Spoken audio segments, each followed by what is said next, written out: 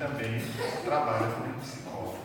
E Deus tem usado os dois trabalhos dele para que ele possa ser bênção, para que ele possa ser luz. E que hoje ele possa também nos abençoar aqui. Vamos orar por ele? Pai, louvado seja o teu nome pela vida do pastor Alegre.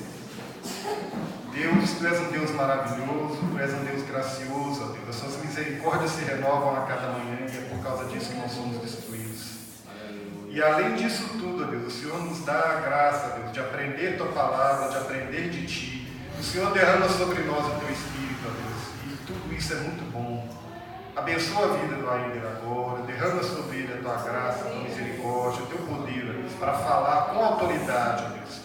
Em nome de Jesus, e prepara os nossos corações para receber essa palavra, Deus, que nossos corações estejam abertos, Deus, que a palavra em nós frutifique, Deus, a 100, a 1000 por um, Deus. Em nome de Jesus eu peço, por amor do teu nome, da tua misericórdia.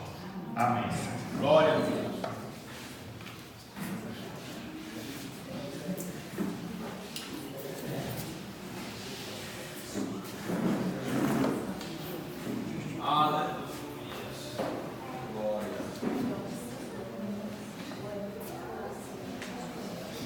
Boa noite a todos. Quero dizer que é uma alegria estar aqui com vocês. O Gleno é muito generoso sempre. Tá bom. Estava bem aqui. Mas está bom aqui. Isso. Você pode colocar. Só vou colocar aqui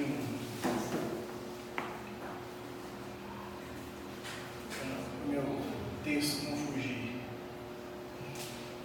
Então eu estava dizendo, queridos e queridas, que é um prazer estar aqui, é uma alegria também rever o Gleno, a Renata, a família, e conhecer os irmãos dessa querida igreja, pastor Ricardo. Obrigado.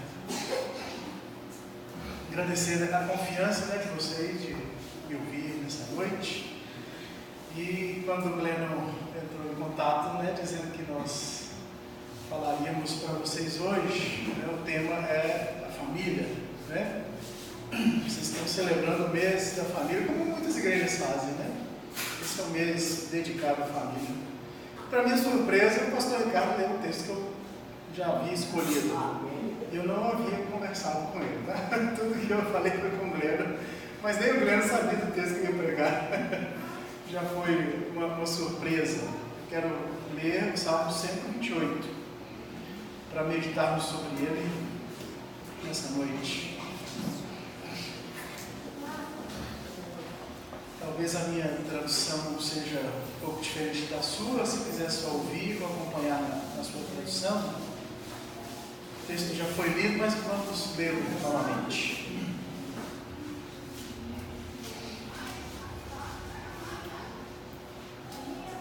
Como é feliz aquele que teme o Senhor, que anda em seus caminhos. Você desfrutará do fruto do seu trabalho, será feliz e próspero. A sua esposa será como videira frutífera que floresce em seu lar. Seus filhos serão como brotos de oliveira ao redor da sua mesa. Esta é a bênção do Senhor para aquele que o teme. Que o Senhor o abençoe desde Sião. Que você veja a prosperidade de Jerusalém enquanto viver. Que você viva para ver os seus netos. Que Israel tenha paz. Vamos orar. Senhor, esta é a tua palavra que foi lida e será agora proclamada. Obrigado por esse privilégio que temos de anunciar a tua voz. Então, Senhor, que eu não seja impedimento para que a tua boca fale nessa noite ao coração dos meus irmãos e que eles sejam abençoados, que o coração e a vida deles, de cada um deles, seja terra boa, para que a palavra caia sobre ela e produza frutos para a glória do teu nome, Senhor. Oramos agradecidos em nome de Jesus. Amém. Irmãos, eu tenho já há alguns anos trabalhado com famílias, né? Na verdade, esse tem sido assim, um ministério que tem me tomado bastante tempo, tanto por causa da profissão, né? Quanto por causa dos chamamentos que eu sempre respondo, né? Eu estive na igreja presbiteriana em Limeira, já há 3 anos seguidos, falando para um grupo de casais, e acabaram criando um grupo de WhatsApp. E na primeira vez que a gente se reuniu ali, nós tratamos assim, de temas mais duros, né? Porque quando a gente pensa sobre família, a gente pensa de 2 maneiras. Geralmente de uma maneira idealizada, as pessoas elas criam uma imagem sobre o que é uma família ideal. Mas quando ela olha para a vida cotidiana, né, para o dia a dia, ela percebe que a família não é tudo aquilo que ela imaginava que fosse. Essa tem sido uma grande dificuldade, inclusive entre os jovens. Os jovens, por 2 motivos também. Cada vez menos eles querem se casar, né, porque criou-se aquela ideia de que casar você precisa ter tudo, né? Tem que ter uma casa, né, 3 carros, tem que ter 2 cursos na universidade, essa coisa toda. E à medida que a gente vai percebendo isso na nossa sociedade, a gente vai vendo que o número de jovens que querem se casar é cada vez menor, principalmente os homens. Os homens cada vez mais correm né, desse compromisso de casamento. Isso é uma dificuldade moderna. Esse é o primeiro motivo. O segundo é que as pessoas idealizam também o casamento. Então, tanto a mulher, né, que ela tem aquele imaginário sobre o casamento perfeito, se vai achar o par perfeito, se vai achar alguém que é compatível com ele, essas coisas todas que a gente vê na televisão, né? A gente acaba se iludindo com isso. Um cristão, ele não pode olhar para esse tema, que é o tema mais importante, talvez, que a gente perceba nas Escrituras. Eu quero te dizer, primeiramente, que a Bíblia começa com o casamento e acaba com o casamento. Se você não percebeu isso ao ler a sua Bíblia, você deve lembrar-se sempre. A Bíblia começa com o casamento. Quando Deus cria todas as coisas, Ele põe homem e mulher no jardim e casa aqueles 2. Esse é o texto mais pregado, talvez, em casamentos, né? Gênesis 2, 27. Portanto, deixará o homem, né, seu pai, sua mãe, sua família, se unirá a sua mulher e serão os 2 na sua carne. Esse é um texto clássico, todo mundo prega esse texto, geralmente ele é um dos mais lidos em casamentos. Está no 2º capítulo, né, da sua Bíblia. E a Bíblia também termina com um casamento. Apocalipse 21, 22 descreve aquilo que é a nossa esperança. Aquilo que nós, como cristãos, aguardamos todos os dias da nossa vida. O que é? O dia em que Cristo vai vir desposar a sua noiva. Lembra, queridos, que a palavra de Jesus, antes de subir aos céus, é uma palavra de casamento. Por que eu li esse salmo e vou explicar esse salmo? Mas eu preciso te contextualizar primeiro para você entender. Quando Jesus subiu ao céu, o que ele tinha em mente era um casamento. O casamento, nessa época aqui, ele se dava em 2 estágios. O noivo, comprometido com a noiva, chegava na casa dela e falava: olha, eu vou casar com a sua filha. Pedia permissão do pai. E se a família estava de acordo, já é casamento. Hoje nós chamamos isso de noivado. Mas naquela época, quando o homem pactuava com outro homem, que era o pai da noiva, já era casamento. Então o que esse noivo fazia? Ele se casava para depois ir cuidar das coisas dele. Ele se casava e deixava a esposa na casa dos pais e ia trabalhar para construir a sua casa. É isso que Jesus tinha em mente quando ele disse aquelas palavras. Os discípulos olharam para ele, estava subindo para o céu. Quais foram as palavras de Jesus? Eis que eu vou para o Pai preparar a nossa casa. Para quê? Para quando eu voltar, a gente casar. O que Jesus está fazendo ali é firmar o pacto com a noiva. Quem é a noiva de Jesus? Eu e você. Isso sustenta o que nós chamamos de esperança cristã. A esperança cristã, ela é sustentada por uma promessa. Qual promessa? Talvez você não tinha pensado sobre isso, mas Jesus fez uma promessa. Que promessa que é essa? Promessa de casamento.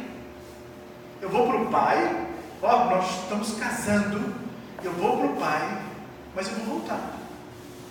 Qualquer judeu que estivesse naquela época, ouvindo as palavras de Jesus, entenderia o que ele estava fazendo. Ele estava firmando um pacto, uma aliança com todas as pessoas que creem que ele realmente fez isso. Foi para o Pai e vai voltar. Entenda, queridos, quando a gente lê um salmo como esse, a gente tem que ter alguns conceitos na nossa cabeça antes. Esse é muito importante. Por que as pessoas hoje se casam? Porque estão desesperadas, desiludidas, né? Esse tipo de gente que eu estava dizendo no início, os jovens, né? Então eles querem construir tudo nessa vida para se casar. Isso tem trazido problemas que psicólogos, sociólogos descrevem aí. As mulheres, quando elas se dão conta da vida, hoje a média de casamento acontece entre os 28 e 35 anos. E aí os médicos dizem que as mulheres têm prazo de validade, né? Que depois que chega dos 35 já é difícil de ter filho. E aí junta esse monte de informação, tem aí milhares de mulheres deprimidas, desiludidas, que eu vou fazer agora, não casei, mas cuidei da minha carreira, e etc, etc, etc. Problemas que a gente enfrenta aí fora todo dia, né? Todo mundo já ouviu, percebe isso, né? Na vida de alguém, eu imagino que sim, né? O que a Bíblia nos ensina então? A Bíblia é um livro lindo para nos ensinar sobre felicidade. A felicidade do cristão, ela está na promessa. O que sustenta um casamento, uma família feliz, é uma promessa, é uma palavra. É por isso que nós cristãos dizemos sempre que a palavra de Deus sustenta todas as coisas. Por quê? Porque quando Deus diz que vai fazer, Ele vai fazer. Do jeito dele sempre. Esse aqui é o nosso problema. A gente acha que tem que ser do nosso, né? Tem que ser do nosso tempo, tem que ser da nossa maneira. Não, é do jeito dele. Esse salmo, ele fala exatamente isso. Esse salmo é um dos salmos de peregrinação. Os judeus, quando eles subiam 3 vezes por ano para as grandes festas, os que eram ricos iam mais vezes a Jerusalém. Mas aqueles que podiam ir uma vez só, ou iam na festa da Páscoa, Pentecostes, ou nos tabernáculos, que era no final do ano. Os judeus iam cantando esses salmos, do Salmo 120 até o Salmo 134. São os salmos de romagem, os salmos de peregrinação. O que é isso? Os judeus, nesse período aqui, eles cantavam aquilo que dava esperança para eles. Leia o Salmo 120 até o Salmo 134, você vai perceber claramente que são salmos de alegria, são salmos que exaltam o que Deus faz.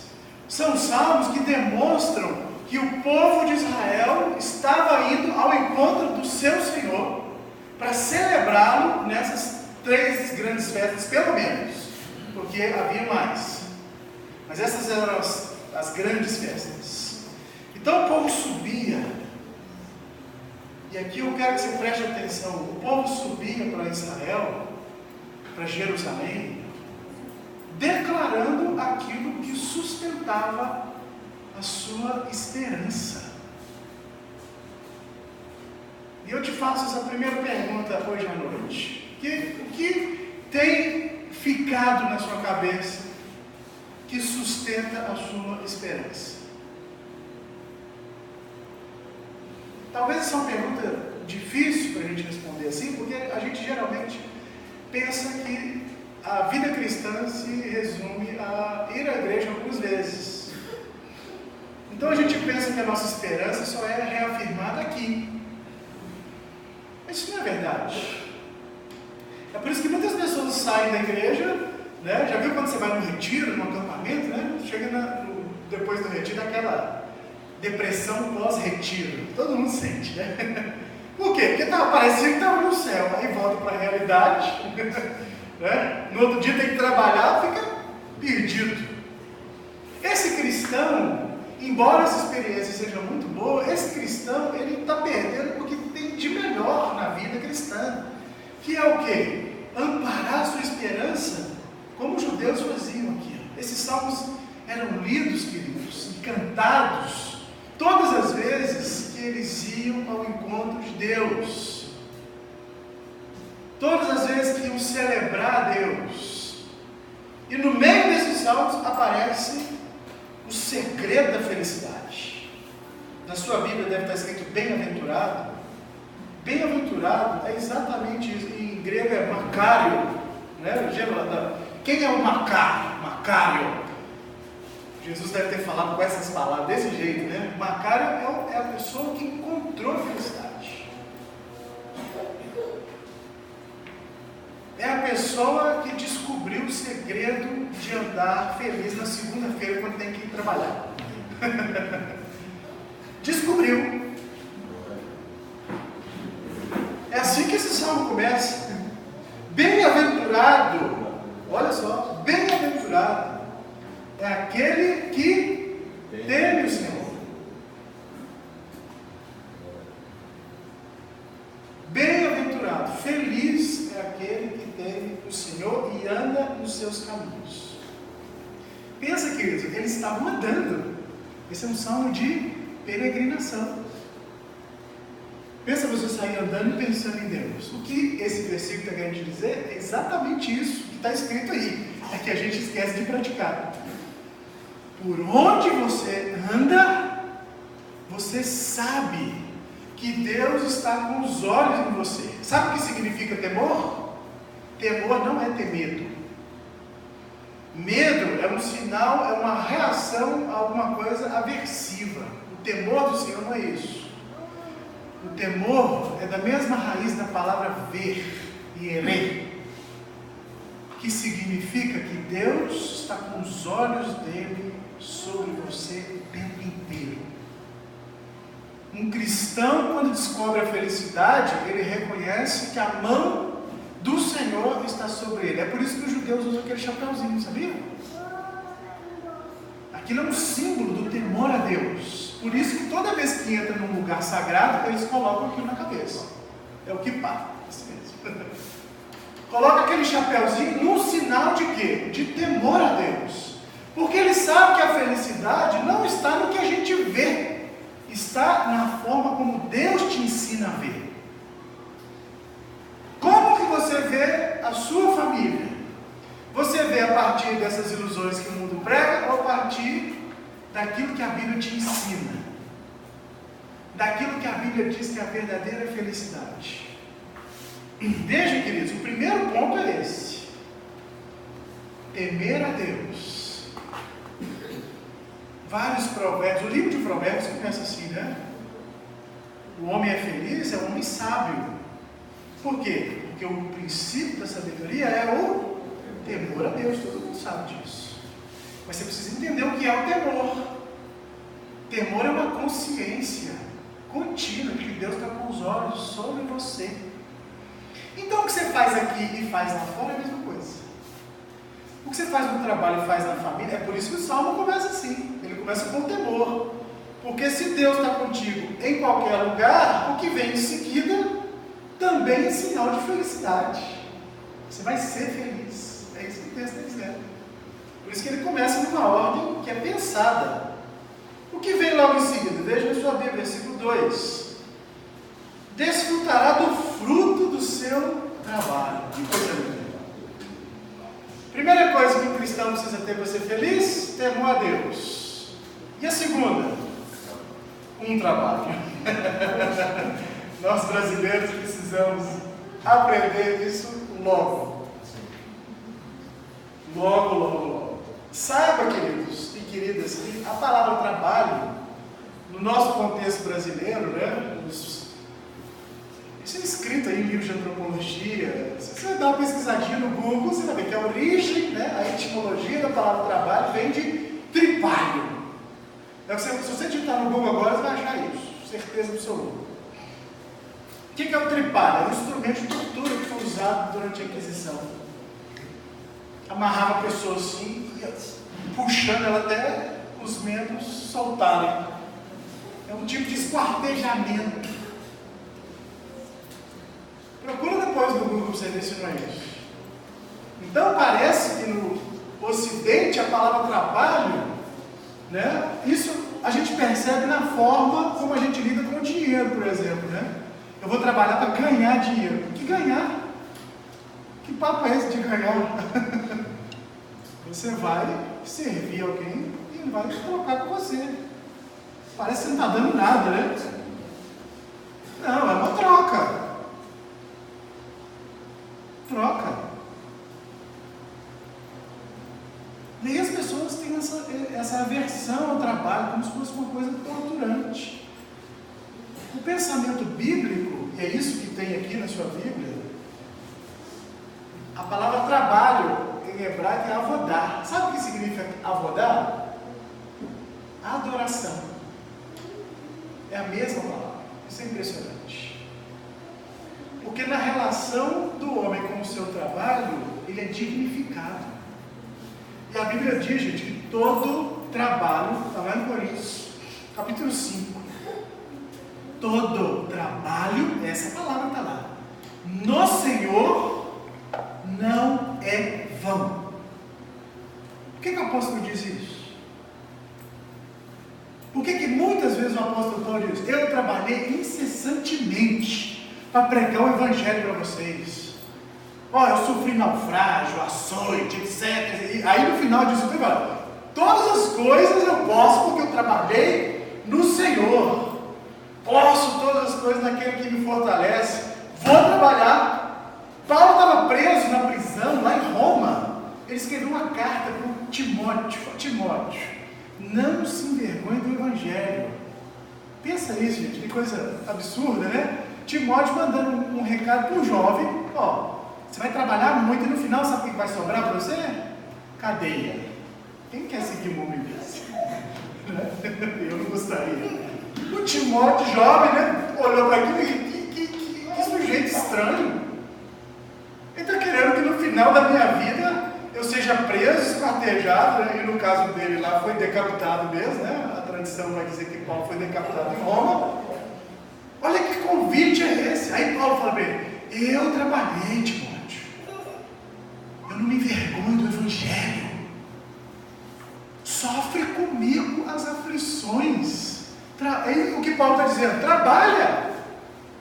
Trabalha, porque tudo que você fizer nessa vida, Deus vai te recompensar.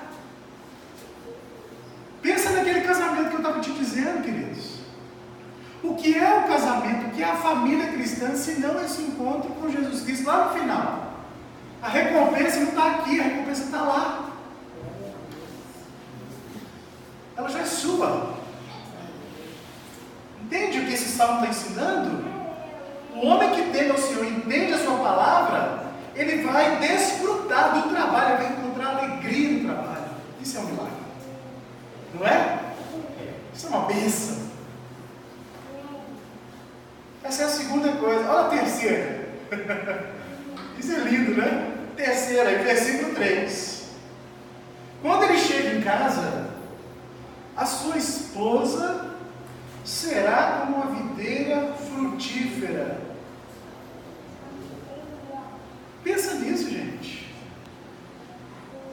Pensa você chegando em casa com fome, né? E achar a mesa posta para você.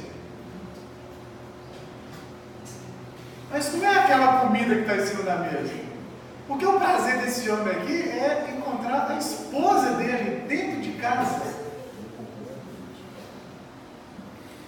É achar um lugar para voltar. É achar alegria plena dentro da própria casa. Eu preciso te dizer o que isso significa hoje. Há 20 anos atrás, o número de cristãos que se divorciavam era 10% do total de divórcios. Se, por exemplo, divorciassem 100 mil pessoas, né, e o número atual é bem maior do que esse, 10 mil eram se diziam cristãos.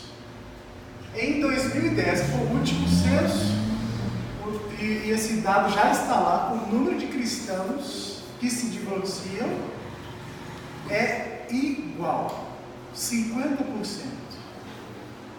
do número de pessoas que não se declaram cristãs. Uma diferença absurda, que faz a gente pensar por que o número de divórcios entre cristãos aumentou tanto nos últimos 8 anos. Um dos motivos, com certeza, é porque não entende a bênção que é a família. A família, queridos, é o lugar onde tudo começa. Porque a família te ensina a temer a Deus. Porque é na casa que Deus... E aí o Salmo 133 vai dizer isso, vários outros salmos. Como é bom e agradável os irmãos estarem unidos, é exatamente isso. Onde que a gente encontra união? É na casa.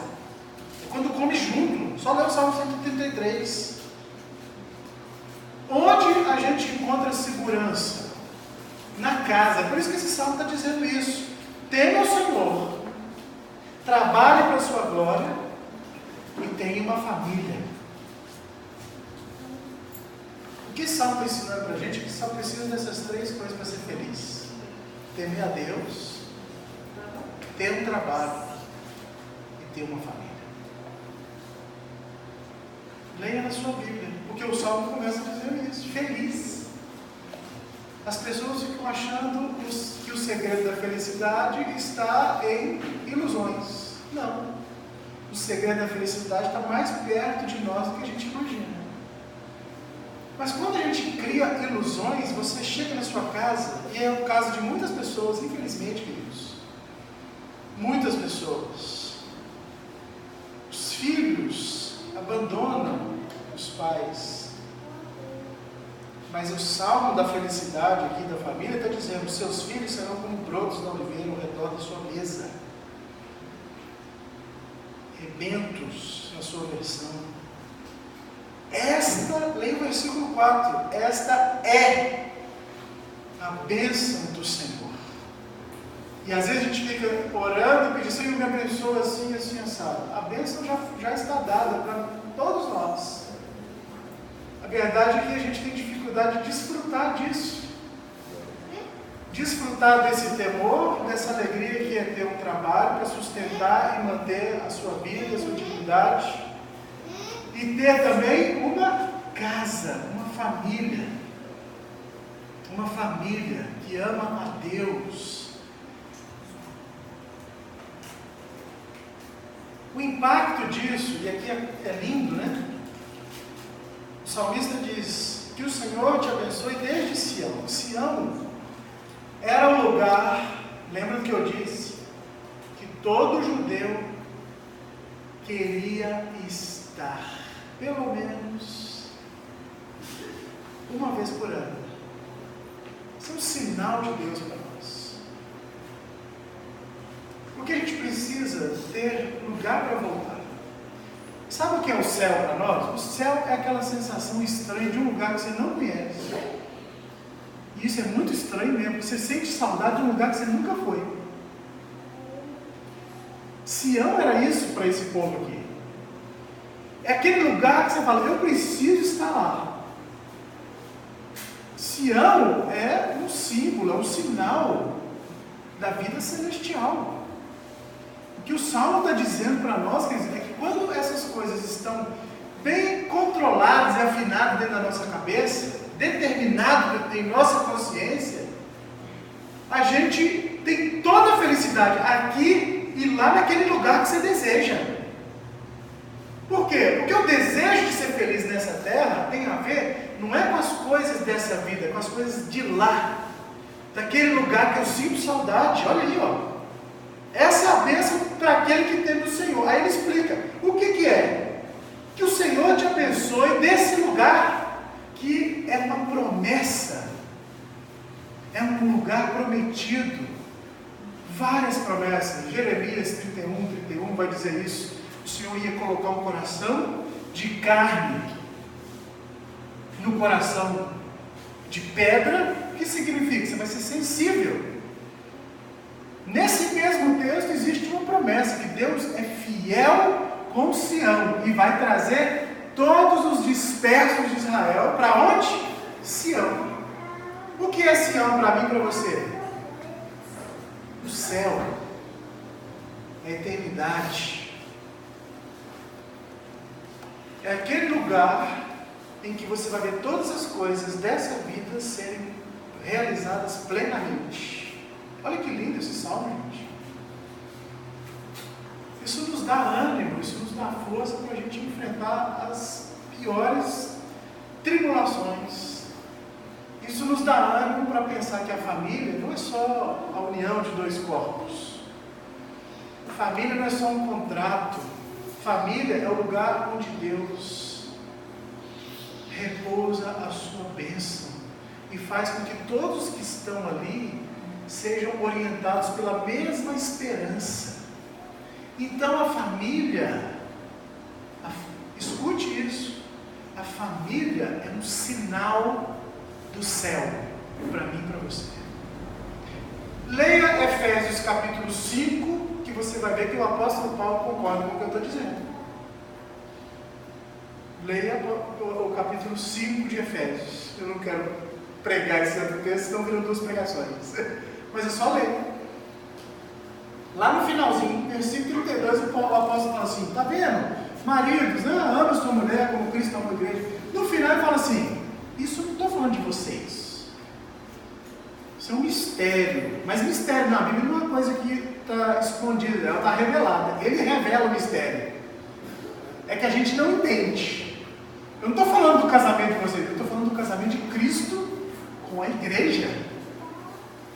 Leia lá, versículo 32 de Efésios 5. Não estou falando de vocês, não, estou falando de uma coisa maior. Mas Deus é tão bom com a gente que nos dá família para ser um reflexo, para ser um sinal aqui na terra de uma coisa que vai ser eternamente. É por isso que a Bíblia diz que quando nós nos convertemos, quando Cristo te chama, Ele te adota. Aonde? Na família dele. Entende isso, queridos? Você é introduzido na família de Deus. Romanos 8, 28 e 29. Leia lá na sua Bíblia. Qual é o propósito maior de Deus? O propósito de Deus é te adotar. Porque você era órfão. Agora você não é órfão mais. Por quê? Porque você ganhou uma família. Olha ela aí, ó. Todo mundo pecador, todo mundo necessitado desesperadamente de Deus, como eu, como qualquer outro ser humano na face da terra. Deus olha para você e fala: vamos trazer todo mundo para a nossa família. E Jesus, eu vou escolher alguns aí, beleza? Vou chamar. Aquele que ouve a minha voz e atende o meu chamado. Lembra de Jesus falando? Esse vai vir para a minha família. Você não está sozinho, querido. Não olhe para a sua família se as coisas estiverem erradas. Olha para a família que te adotou. Olha para a família de Deus. Olha para o que Jesus fez por você. Esse é o grande milagre que esse salmo está querendo mostrar. E olha aí, no último verso: que você seja próspero. É isso que acontece mesmo. Não existe maior prosperidade do que temer a Deus. Não existe. Basta acessar algum tipo de site de notícia e veja se as pessoas ricas são mais felizes porque são milionários. Não são. Não são. E rapidamente elas descobrem que tudo que elas intentaram ganhar nessa vida não supre a maior de todas as necessidades do ser humano, que é encontrar felicidade. E eu quero dizer para vocês, sem sombra de dúvida alguma, a maior de todas as felicidades que o homem pode encontrar está nessas 3 coisas: temer a Deus, trabalhar e ter uma família. Por isso que as famílias estão destruídas. É por isso que o número de divórcio, e eu nem vou contar entre os não cristãos, porque isso é esperado. Mas entre cristãos é assustador. Porque não entenderam o que o casamento significa. É isso que dá esperança para a gente continuar amando a Deus no rosto da nossa esposa, do nosso marido. Por mais difícil que ele seja, ele é difícil mesmo, eu sei. Os homens têm que dar o braço a torcer. A gente é chato. Verdade. Aleluia. Amém. Já teve confirmação. Não é? É isso mesmo. E sem Jesus é pior. Sem Jesus é pior. É isso mesmo. Pode dar glória, porque é chato mesmo. A gente é difícil. Porque sem Cristo você não consegue olhar para esse salmo, fica parecendo que é um salmo só para a gente ficar recitando quando tem algum evento especial, mas não é. Veja, queridos, que quando isso acontece, a realidade da cidade muda. Olha que lindo. Você vai viver para ver os seus netos, está ali no último versículo. Isso vai impactar tantas pessoas que Israel, que viveu a vida toda na história, debaixo de perseguição, de isolamento, de exílio. Olha como esse salmo termina. Quando a família está no lugar certo, quando o homem encontra prazer em Deus, no seu trabalho e na sua família, o texto está dizendo que Israel vai ter paz. Nós estamos no ano 2019, até hoje isso não é possível. Tem noção de que parece que isso não é para esse tempo mesmo, isso é para um outro tempo? Por quê? Porque Jesus é o príncipe da paz. Isso só é possível, e eu digo isso para vocês, só é possível dentro da sua casa, que é um lar cristão. Digo isso sem medo de errar. Isso só é possível dentro da sua casa. Porque marido, mulher e filhos, quando eles têm problemas, eles não olham para os problemas, eles olham para a solução dos problemas.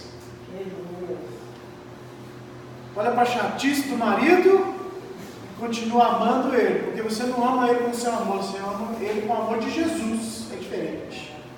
É isso que o Evangelho faz. Ele muda a nossa percepção sobre quem as pessoas são. E eu sei que eu sou chato. Eu gostaria que a minha mulher estivesse aqui para confirmar isso para vocês. Eu sei que eu sou. O trabalho que eu já dei para elas. Eu sei. E sem Jesus seria pior. Esse é o único jeito de haver paz na cidade.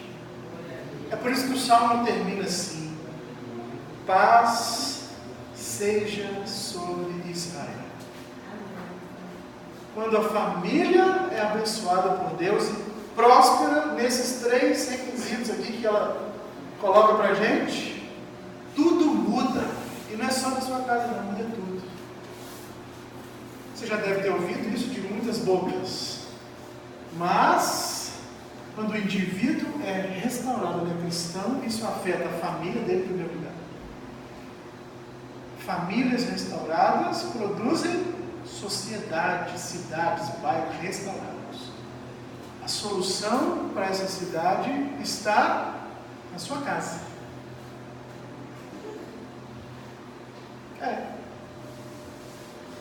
Eu quero terminar te dizendo as palavras de Jesus.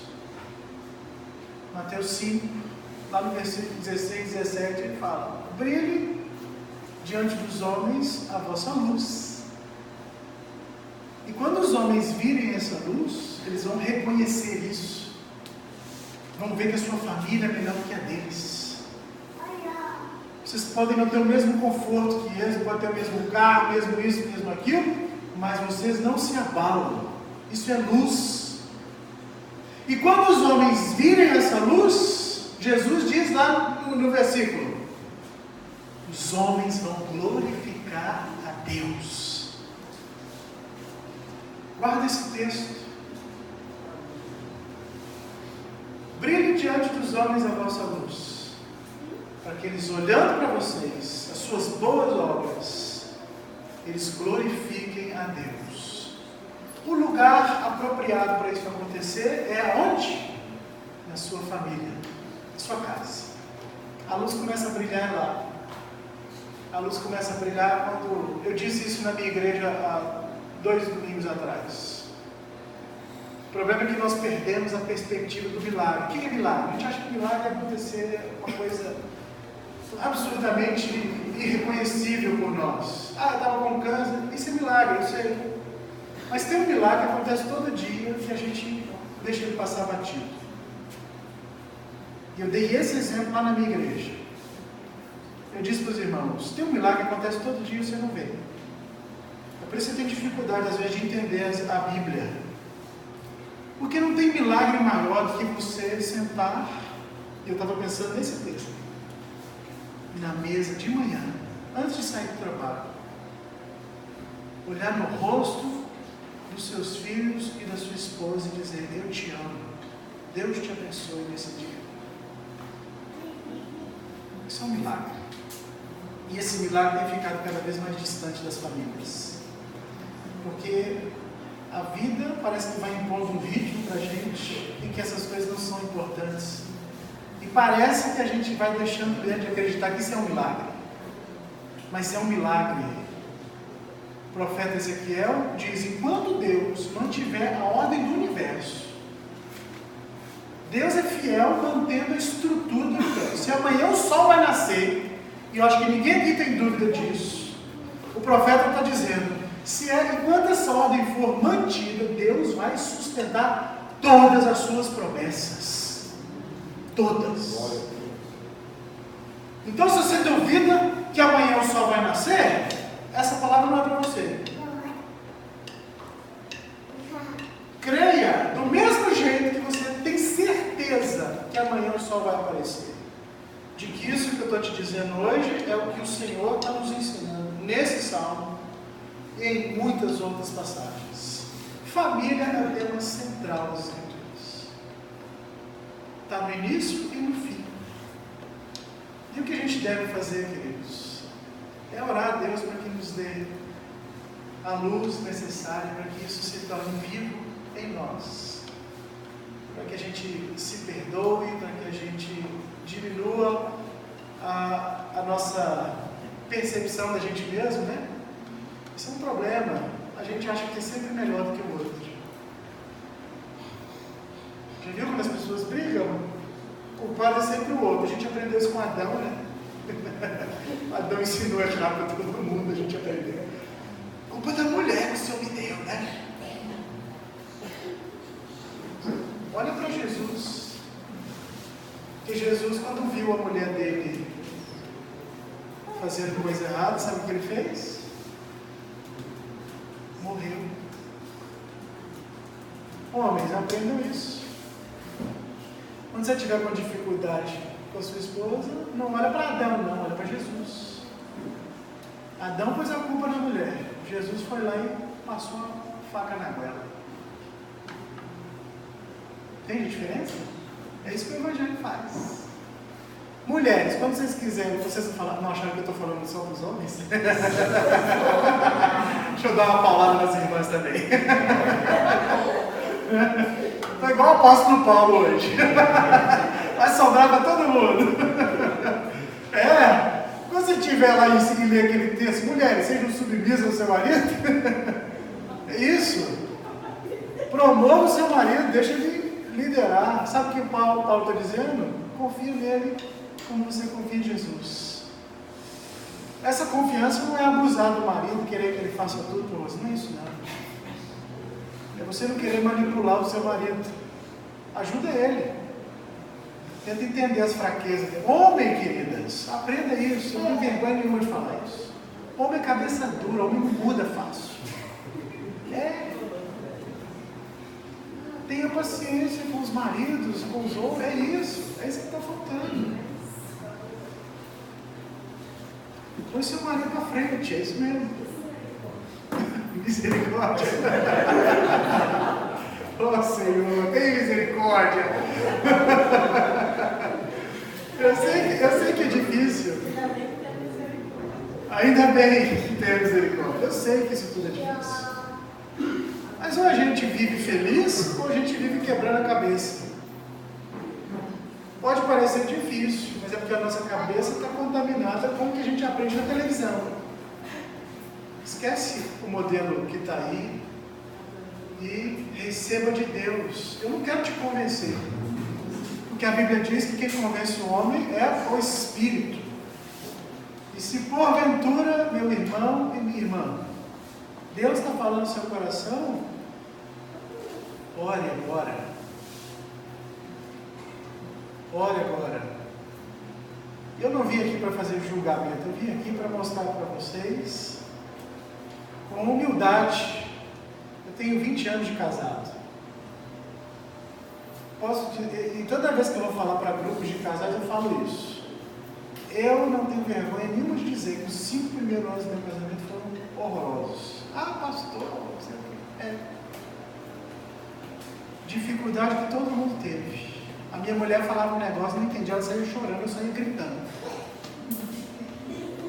Não sabia viver junto, não entendia a linguagem.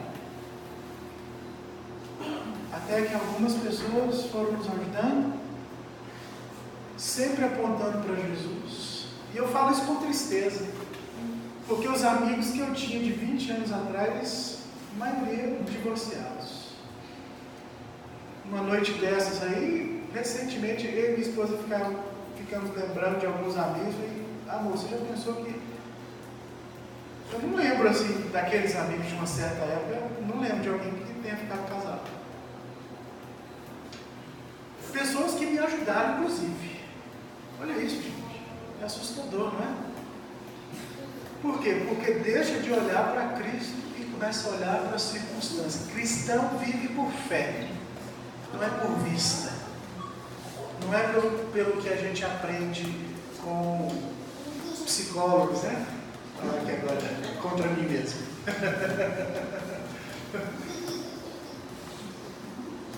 A gente aprende com a Escritura, que a palavra de Deus é viva e poderosa para transformar a sua vida de uma forma que você não vai conseguir nem imaginar.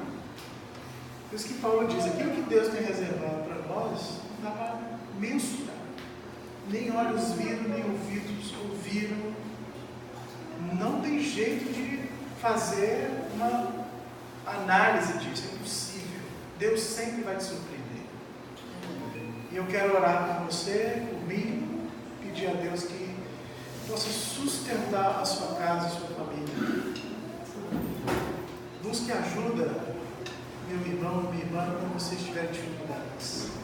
Homens, não se escondam. Abra o coração, busque alguém experiente. Busque amigos. Mulheres, mesma coisa. Digo igual o apóstolo Paulo. Ao invés de ficar falando do marido, também busque ajuda. E quando vocês dois encontrarem Cristo na mesma perspectiva, do mesmo jeito, com o mesmo olhar, você vai ver que todas as dificuldades que alguém passa na vida, quando está em Jesus, elas desaparecem. A dor pode persistir, as dificuldades sempre vão estar.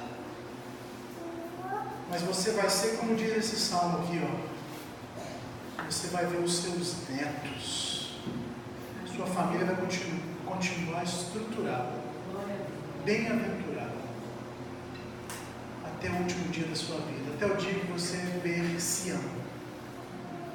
E quando você fechar os seus olhos aqui, abraçar do outro lado com Jesus na mesma hora, Ele vai dizer para você: vinde a mim, bendito, bendita do meu Pai. Entra no gozo do teu Senhor. Vamos orar? Senhor, ajuda-nos. Nós temos tantas dificuldades, Senhor. Nós precisamos tanto de Ti.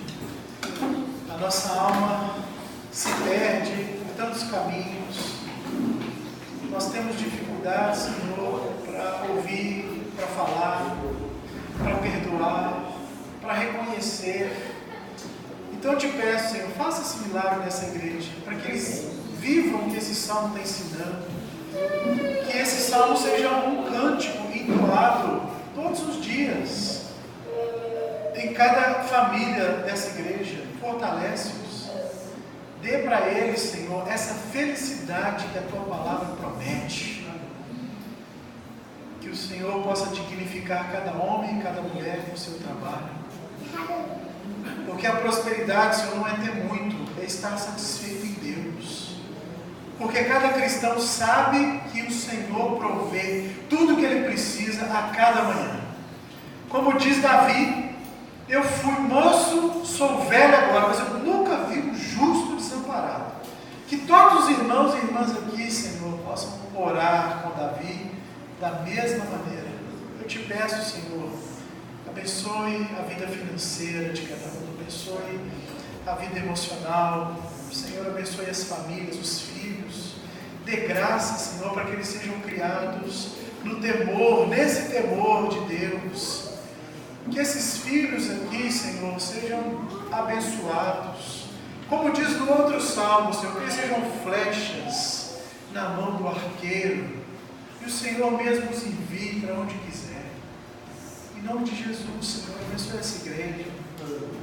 Que essa igreja possa trazer, através do testemunho das famílias aqui, o impacto para essa cidade, Senhor.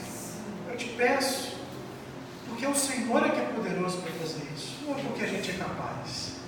Mas quando reconhecemos, sabemos que o Senhor pode fazer infinitamente mais do que tudo que te pedimos.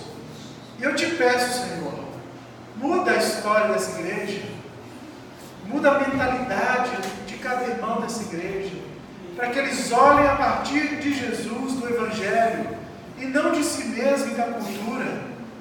Faça esse milagre, Senhor, no coração de cada um, do mais jovem ao mais velho que está aqui hoje, e daqueles que virão para a Tua glória, Senhor. Oramos agradecidos, em nome de Jesus. Amém. Glória.